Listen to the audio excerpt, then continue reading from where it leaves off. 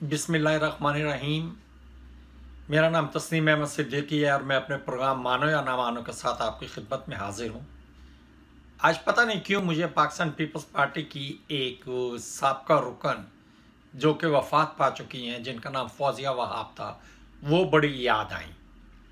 दरअसल उनके याद आने की वजह ये थी कि एक दफ़ा किसी प्रोग्राम में मोहतरमा फौजिया वहाब साहिबा मेहमान थीं, तो वहाँ पे उन्होंने ये बताया कि दरअसल पाकिस्तान पीपल्स पार्टी के कायदीन बेनज़ीर ज़रदारी और आसिफ अली ज़रदारी दरअसल बड़ी तंगदस्ती से गुजारा कर रहे हैं। और इसका सबूत ये है कि जब हम लोग दुबई में इजलास में शिरकत करने जाते थे तो बाज़ दफ़ा हमें इजलास में शिरकत के लिए कुछ देर इंतज़ार करना पड़ता था, और इसकी वजह ये होती थी कि जो मौलवी साहब बीबी के बच्चों को पढ़ाने के लिए, कुरान पाक पढ़ाने के लिए आते थे, वो बच्चों को कुरान पाक पढ़ाते हुए होते थे, और उसकी वजह से घर में कमरा या ज़ायद गुंजाइश ना होने की वजह से हमें मौलवी साहब के जाने का इंतज़ार करना पड़ता, ताकि उसके बाद हम अपना इजलास जारी रख सकें। तो ये मोहतरमा फौजिया वहाब मरहुमा ने पीपल्स पार्टी के चेयरपर्सन, साबका चेयरपर्सन मरहुमा बेनज़ीर ज़रदारी और आसिफ ज़रदारी की तंगदस्ती के बारे में बयान दिया था।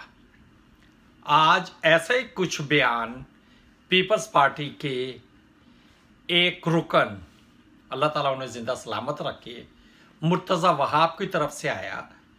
और मुझे फौजिया वहाब को याद करने की ज़रूरत क्यों पड़ी, या मुझे फौजिया वहाब क्यों याद आई, क्योंकि मुर्तज़ा वहाब फौजिया वहाब के बेटे हैं।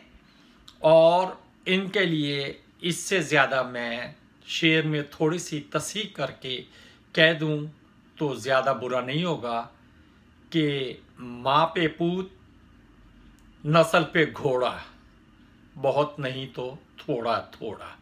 थोड़ा सा मैंने शेर के साथ ज़्यादती की है, लेकिन मुझे माजरत के साथ कहना पड़ेगा कि अगर मैं शेर को असल अल्फाज में कहता तो हो सकता है कि ये बात सही ना होती। बहरहाल एक दफ़ा फिर दोहराऊंगा, माँ पे पूत, नस्ल पे घोड़ा, बहुत नहीं तो थोड़ा थोड़ा। तो ये कहने की ज़रूरत मुझे इसलिए पड़ी कि मुर्तज़ा वहाब साहब का बयान आया है कि हम आज तमाम रिपोर्टें जो कि ऑनलाइन जारी कर रहे थे, वो इसलिए ऑनलाइन मुकम्मल तौर पे जारी ना हो सकी क्योंकि सिंध हुकूमत का नेटवर्क का सर्वर डाउन हो गया है। जी हाँ, कितने इत्तफाक की बात है कि नेटवर्क का सर्वर उस वक्त डाउन हुआ जिस वक्त के उज़ैर बलोच की रिपोर्ट आनी थी, और इससे पहले निसार मोराई की रिपोर्ट और सानिया बल्दिया टाउन के बारे में रिपोर्टें बखैर आफियत डाउन अपलोड कर दी गई। लेकिन जब आसिफ अली ज़रदारी के बारे में रिपोर्ट अपलोड की जाने लगी तो नेटवर्क डाउन हो गया। बहरहाल अब हमें ये देखना पड़ेगा कि ये जो सर्वर, ये जो नेटवर्क का सर्वर है, पता नहीं ये सर्वर क्यों इसे कहा जाता है, तो बहरहाल ये जो नेटवर्क का सर्वर है अब ये कब सही होगा और उज़ैर बलोच की रिपोर्ट कब मंजर आम पे आएगी, और जो रिपोर्ट मंजर आम पे आएगी क्या वो रिपोर्ट सही भी होगी या वो रिपोर्ट जो है अपनी पसंद की काट छांट के बाद जारी की जाएगी। बहरहाल ये तो देखना पड़ेगा रिपोर्ट आने के बाद, क्योंकि ऐसी बहुत सी चीज़ें होती रहती हैं जिसमें कि ये कहा जाता है कि फ़ला चीज़ ऐसे हो गई, फ़ला चीज़ ऐसे हो गई, और जो काम करना होता है वो काम फ़ौरन हो जाता है, और जिस काम को नहीं करना होता उसमें 100 तरह की मीन मेख निकाली जाती है। ये तो एक बयान था जो कि मुर्तज़ा वहाब साहब ने दिया या सिंध हुकूमत के नुमाइंदे ने दिया, और इसने मुझे याद करने पे मजबूर कर दिया पाकिस्तान पीपल्स पार्टी की एक मरूमा खातून फौजिया वहाब को, जो इस माहिराना अंदाज में झूठ बोलती थी। सॉरी, मरहुमा वफात पा चुकी हैं और हो सकता है मुझे लोग ये कहें कि अब तो वो मर गई, अब उसके बारे में क्या कहना। लेकिन मैं थोड़ा सा मुख्तलिफ हूँ। मैं कहता हूँ कि जिसकी जो अच्छाई हो या जो बुराई हो उसे सामने ज़रूर लाना चाहिए। अब फौजिया वहाब साहिबा का ये बयान पीपल्स पार्टी से कल्बी लगाव के लिए अच्छाई के मायनों में ले लें या उनके झूठ बोलने की वजह से बुराई के मायने में ले लें, ये फैसला मैंने नहीं करना, ये फैसला आप लोगों ने करना है। बहरहाल ये तो एक बात हो गई।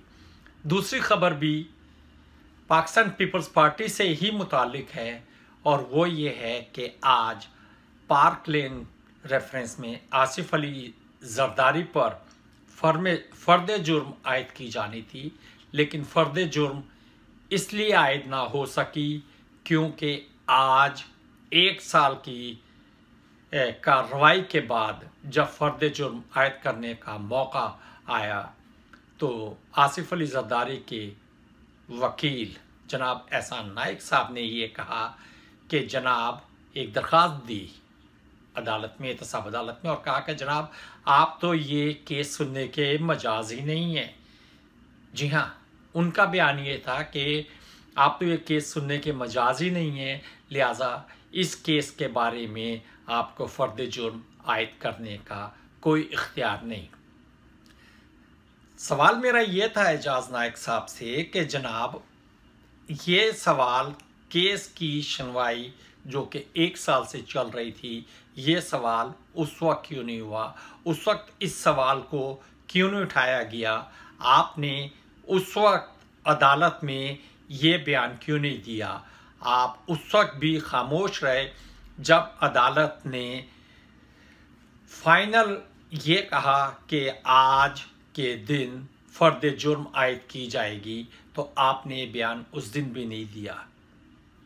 मेरा सवाल यहाँ पे जज साहब से भी है कि आखिर पाकिस्तान की अदलिया के जजेस, चाहे वो पाकिस्तान अदलिया के जजेस हों, चाहे एहतसाब अदालत के जजेस हो, कोई भी जज हो, आखिर ये लोग अपने आप को इतना बेतौकीर क्यों कर रहे हैं?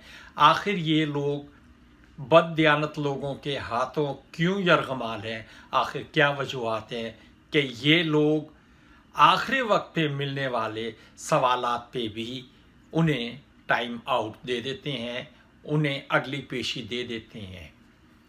आज जब एहसान नाइक साहब ने ये दरख्वास्त पेश की, एहसान नाइक साहब ने, सॉरी, आज जब मैं कह देता हूँ, आज नाइक साहब कह दूँ तो ज़्यादा बेहतर हो, आज जब नाइक साहब ने अदालत में ये दरख्वास्त पेश की और यह बताया कि ये अदालत ये केस सुनने की मजाज नहीं है, तो आखिर उस वक्त अदालत के जज ने ये सवाल क्यों नहीं किया कि आप ये दरख्वास्त इतनी देर से क्यों दे रहे हैं?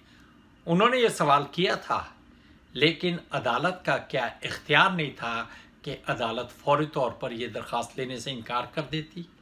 क्या अदालत का ये इख्तियार नहीं था? क्या जज साहब के पास ये इख्तियार नहीं था कि उस वक्त ये कह देती कि ये अदालत के टाइम का ज़िया है, ये कौम के वक्त का ज़िया है, ये हर चीज़ का ज़िया है, ये बददियानतों को कवरिंग देने का एक बहाना है?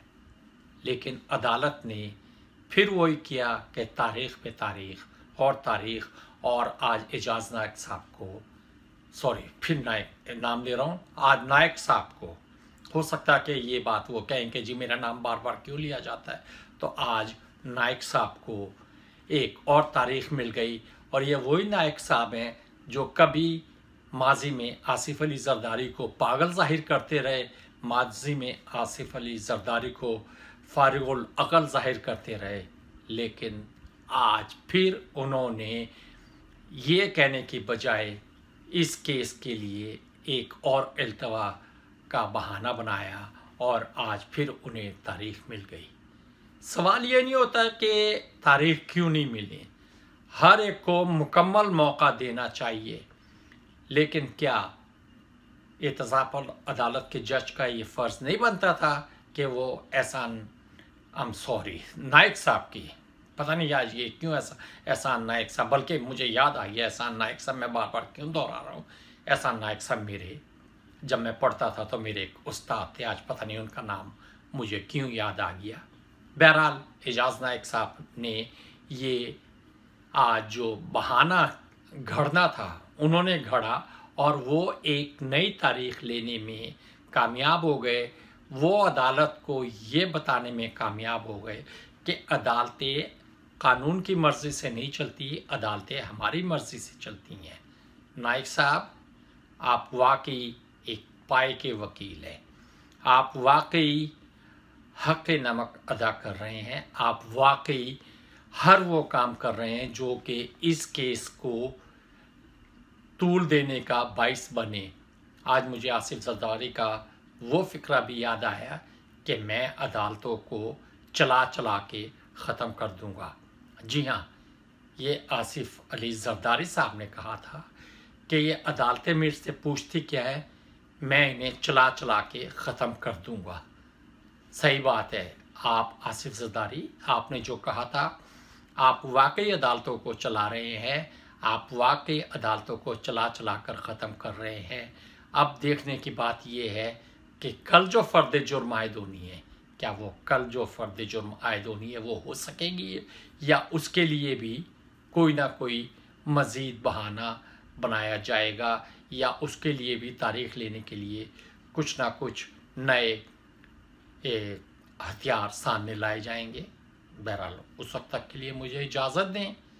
और फौजिया वहाब, एक दफ़ा फिर आपसे माजरत, अगरचे आप दुनिया में नहीं है, आपसे फिर माजरत, लेकिन आज आपके बेटे की अक्लमंदी को देखकर मैं वाकई इस बात का कायल हो गया कि आपने अपने बेटे की तरबियत बहुत अच्छी की। आपने अपने बेटे को सियासत के वो तमाम गुण सिखाए, आपने अपने बेटे को सियासत के वो तमाम गुण भी सिखा दिए जो कि आप खुद इस्तेमाल करती थी। मैं आपको झूठा नहीं कह रहा, मैं आपको ये कह रहा हूँ कि सियासत के झूठ जो आप बोलती थी, वाकई आपका बेटा भी आपके अंदाज में ही बोलता है। चलते चलते एक दफ़ा दोबारा, माँ पे पूत नस्ल पे घोड़ा, बहुत नहीं तो थोड़ा थोड़ा। शुक्रिया। इसके साथ ही मुझे इजाज़त दें। अल्लाह हाफिज़। पाकिस्तान जिंदाबाद।